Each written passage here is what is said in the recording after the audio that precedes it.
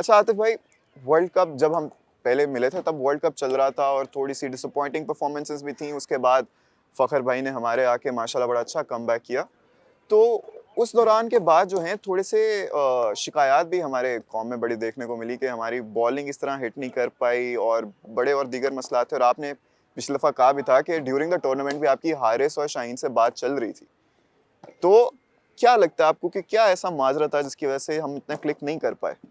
नहीं देखिए, मैंने नहीं ख्याल कि मेरी हारिस और शहीन से, क्योंकि ऑब्वियसली शहीन और हारिस से समीम जो मेरा पार्टनर है वही ज़्यादा उसको क्रिकेट के अफेयर्स को देखता है।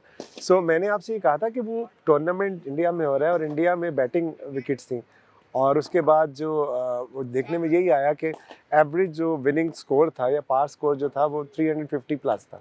सो अनफॉर्चुनेटली हम वो नहीं कर पाए और दूसरा एज ए टीम हम उस तरह क्लिक नहीं हो पाए जिस तरह मैं समझता हूँ कि फ़ख्र कलंदर जो है वो फ़ख्र पाकिस्तान जब बना था, सो वो उनका अनफिट होना हमारे लिए सेटबैक हुआ और आपने देखा कि जैसे ही वो वापस द आए। वे ही केम बैक। हाँ एग्जैक्टली, बट अनफॉर्चुनेटली उस वक्त हमारे पास ऑप्शंस महदूद हो गई थी।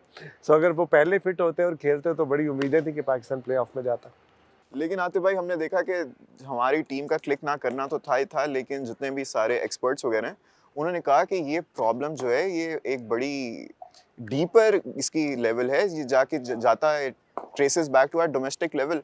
तो क्योंकि हमारा डोमेस्टिक स्ट्रक्चर इतना मजबूत नहीं है, हमारे प्लेयर्स को इतना 4 डे क्रिकेट नहीं खिलाया जाता, हम फोकस ज़्यादा करते हैं T20 पे। तो इस पे आपका क्या कहना है?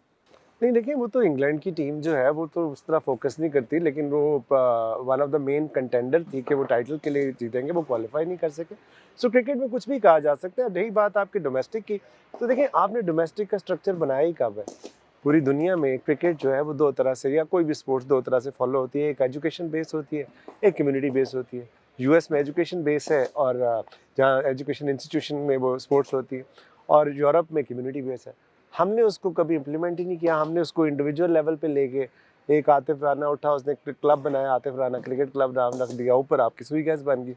सो वो कम्युनिटी के साथ जो अटैचमेंट है वो हमने नहीं की ना, एजुकेशन इंस्टीट्यूशन के साथ की। तो वो जो सही मानों में जो हमारा जो टैलेंट जो ग्रूम होता है वो नहीं हो सका। ये मेरा ख्याल है लाहौर कलंदर एक वाहिद एग्जाम्पल है कि आपने देखा जिस तरह हमारे हाई परफॉर्मेंस सेंटर में आज आप आए हुए हैं। सो यहाँ पे वो फ्यूचर के स्टार जो है वो प्रिपेयर हो रहे हैं।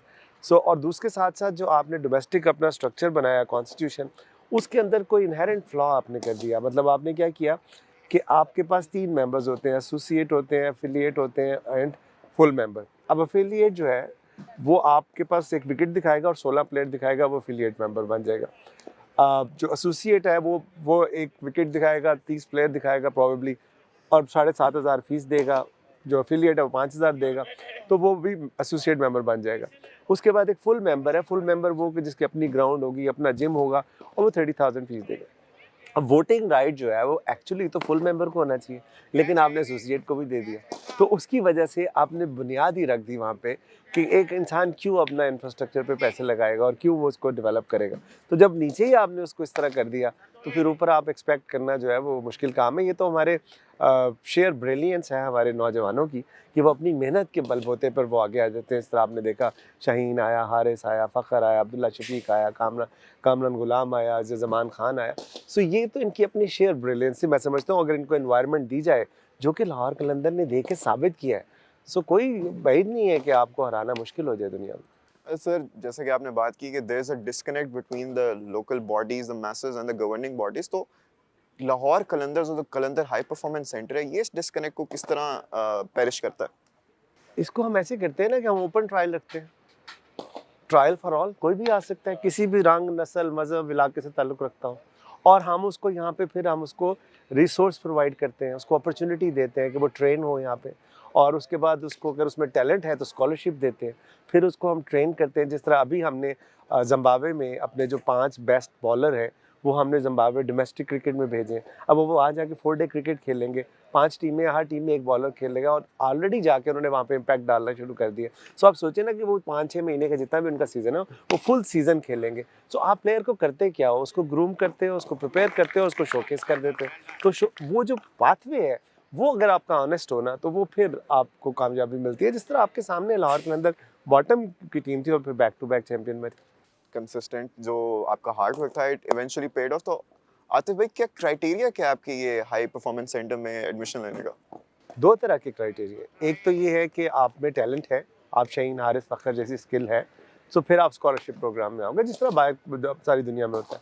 और अगर आप में वो नहीं है, तो फिर आप पे करके आप अपनी ट्रेनिंग करोगे। तो इसमें 2 प्रोग्राम है, एक रेगुलर प्रोग्राम है, एक एलीट ट्रेनिंग प्रोग्राम है।